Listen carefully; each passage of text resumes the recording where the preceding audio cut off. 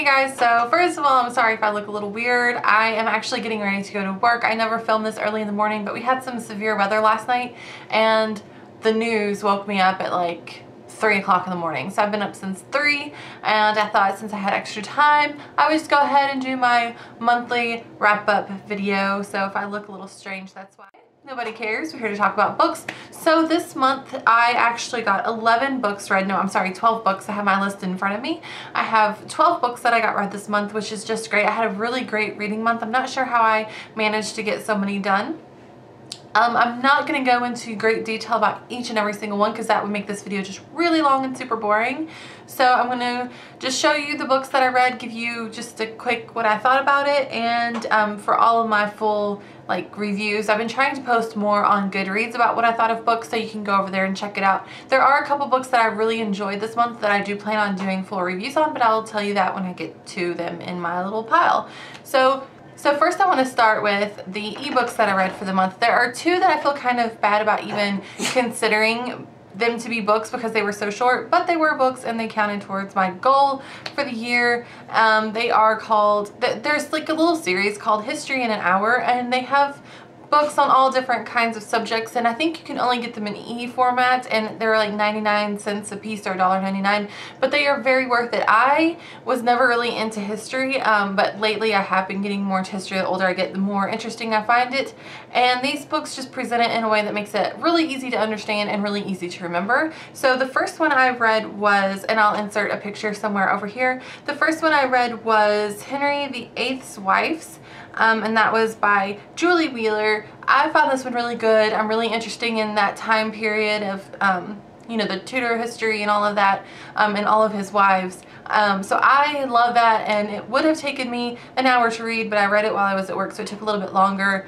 But that was the first book that I read in that little series, and that's what really got me hooked and interested. So the second one I read was a book about the Civil War, and it was called The Civil War, History in an Hour. I'm not sure who wrote that one. I forgot to write it down in my notes.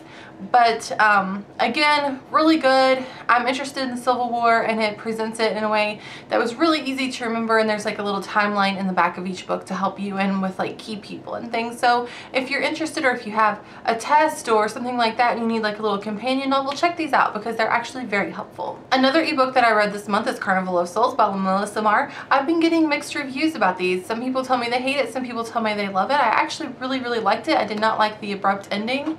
But, sorry, there was a car driving by. I thought it might have been my husband. Anyway, I didn't really enjoy the abrupt ending that, the author gave us. But I think it'll be an interesting series, and I think she's talking about, writing the sequel sometime this year in 2013 or something like that. I don't know. The last ebook that I read for the month is The Witch's Daughter by Paula Braxton.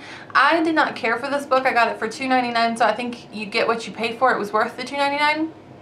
It wasn't all bad, but it was about a witch, and they portrayed witchcraft and things like that in a negative light and connected with like satanic devil worship, stuff like that, stuff that I'm so sick of that cliche, so, and that stereotype, so I didn't really love it, but it was alright. It was over 400 pages, so it counted towards my big book challenge, so that helped, but it's kind of 400 pages that if I could just have skipped that book, I probably would have, to be quite honest. And I don't want to give something a bad review, because then I feel like a lot of people maybe won't read it if a book gets a lot of bad reviews. This may be your thing. It just wasn't my cup of tea, so I would give it like 2 stars. Okay, now for the physical books that I read this month. I have a huge stack here that I'm going to try to get through really quickly.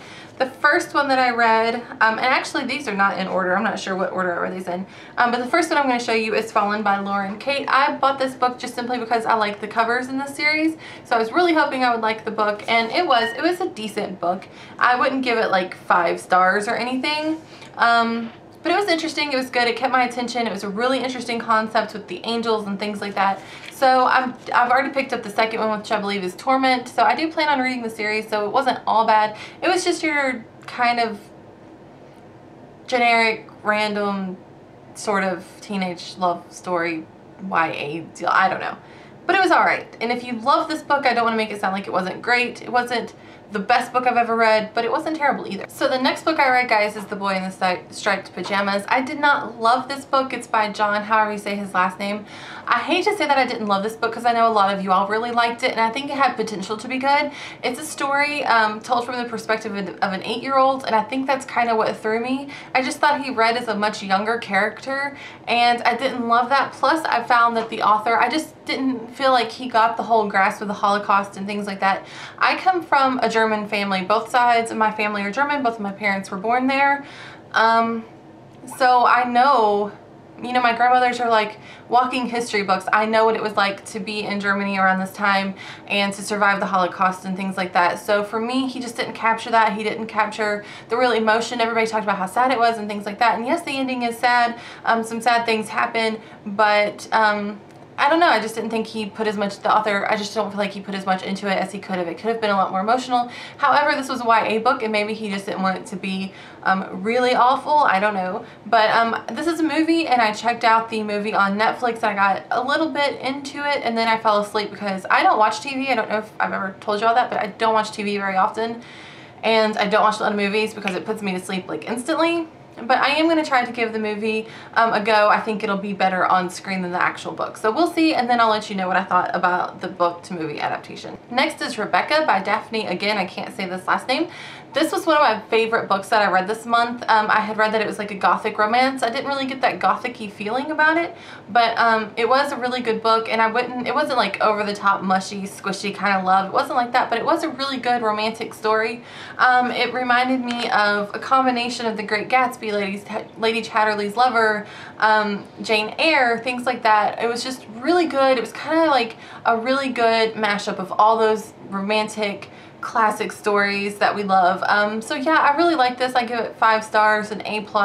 I'm going to do a full review on this, and I think I wrote quite a bit about it on GoodReads, so if you want to know more about it and you don't want to listen to a whole review, you can go over there. Next, I read Jasper Jones, if you can see that without too much glare, by Craig Silvey. This was a decent novel. It wasn't one of my favorites, but it was okay. I had trouble with the author's writing style. I felt at times he just kind of drug something on and on and on, and I don't really love that. But the ending kind of made up for it. I don't know. It was okay. I thought the character read a lot older than he actually was. I think he was a 14-year-old, and at times he sounded a lot older. So I don't know. However, like I said, from The Boy in the Striped Pajamas, how that character read younger. I'd rather have a character that read older than younger. I don't know why. But this was a decent book. I don't regret reading it, but it's not something that I would read over and over again. I also read The Lightning Thief by Rick Riordan this month. This was the book that I chose for my book collab challenge thing, New Year, New Author. I had been wanting to read this, so I thought, why not? And I do plan on reading the rest of the series. I think there's like 5 books or 8 or something. I can't remember. That's besides the point. I actually really enjoyed this book. It's a YA, young YA maybe. I'm not really sure. There are parts that I think would be scary for really young people. But I really enjoyed this. It kept my attention from beginning to end. This is probably one of the better middle grade books that I've read. So yeah, I would definitely pick this up if you haven't. 1000 White Women by Jim Fergus is probably the most emotional novel I have ever read in my life. I've read a lot of emotional books, but none of them have made me cry like 1000 White Women did. This is a book based on the premise of the Cheyenne Indians asking the U.S. government for 1000 white women to be their wife and to bear them children, and it's about the women who actually volunteered to do this. And you just have to read the book to get into all the details and why they did this and things, but it's about May Dodd. It's her journals, is mainly what the book is made up of, her journals of her travels and things like that, and the other women that she went to live with in the Cheyenne Indian tribe, whatever. Just really good, really emotional. It's set in the 1800s, and you really get to see what the Indians went through at that time, what we did to them as, you know, white people. I don't know, it was just very emotional. I'm really into things like this though. I'm really compassionate about the Indians and how we treated them. Sorry, that was my alarm telling me that I need to wake up. So anyway, yeah, just really good. There were parts where I literally cried because they were so sad. Definitely think you all should pick it up. this is an adult novel, and if you're kind of looking for something to go from YA to adult, this probably isn't the best choice. There is a lot of description in this book about the land and things like that I think people who read a lot of YA may get bored with. However, if that doesn't bother you, if all the detail and things don't bother you, then definitely pick up this book. It was really, really great. Maybe even life-changing.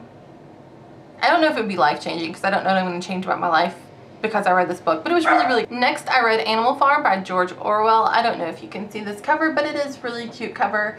I read that this was full of symbolism and things like that about, you know, I think they referred to Russia and things like that, but I find a lot of the symbolism true in even today's world, and a review that I read said that about this book, that it holds true even today. So whether you read it as a, you know, satirical kind of novel, or if you read it just for what it is, as a farm that's been taken over by its animals, you know, it's still a really good book, and I'm glad that I read this. I should have read this in high school. I don't know what was wrong with me. I didn't read it in high school, so I'm glad that I can read it now. And the last book that I read of the month of January, I'm kind of ashamed to admit this, but I just now picked up Jasper Fford's The Last Dragon Slayer. This was the YT Book Club of the month, a month ago or 2 months ago, something like that. And I didn't read it then. I picked it up and started it, but I just couldn't get into it. So now I'm reading it and I absolutely love it. I'm almost finished with it. I do have a couple of issues with Jasper Fford's writing style. There are some things that he does that I don't love, but it's not enough to make me not want to read his other novels. Like, I know he's written some adult books and things like that, and also I want to finish this series. So yeah, I have issues with his writing style, and I think he's kind of hard to get used to, but I still really like this story, and I do plan on finishing it. So guys, that wraps up the month of January. For next month, the next month is my birth month. It's also Black History Month, which I love Black History Month. I always loved it in school, and we always did like a project and during Black History Month, and I always really enjoyed that. So I do plan on reading something. I've always wanted to read Uncle Tom's Cabin. I started it, never finished it. I know that's a little bit cliche for Black History Month, but it's something I want to read, so hopefully I'll pick that up. Unless you all have other suggestions for me to read and something strikes my fancy, that's probably what I'll read. But I also wanted to read The Diviners, and I asked some people if they wanted to read it for me, or read it with me, not for me, in the month of February. So I'm going to be contacting you guys. If anyone else wants to read it with us, maybe we can do like a whole thing and leave video responses. I had mentioned that in a previous video, but anyway, I do plan on reading that next month, and those are the only 2 books I can commit to right now because I got 12 done this month. I'm not sure I'll be able to do that next month, but we'll see. Anyway guys, I hope you all had a great reading month as well, and I will see you later. Bye.